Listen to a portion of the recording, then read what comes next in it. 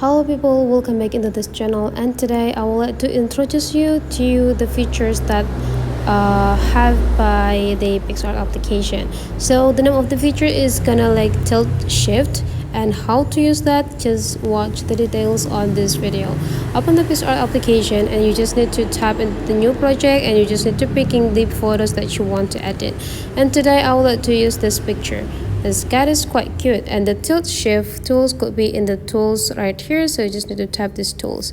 That will be like this tilt shifter, so you just need to go tap it to know what actually it works. And here is the tilt shift. So the tilt shift could be an area that divided become two. That will be like a blur and clear area, so you can get the focus on the specific object or positions that you want to get into the picture. And there will be also two options. The first is linear and the other one is radial, so you just need to go pick one of them. We can also adjusting the size and the range.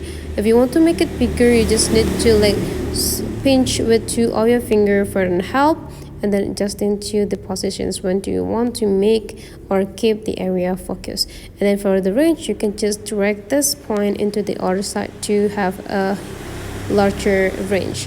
Right after you're done, you just need to go click apply, and here is the result.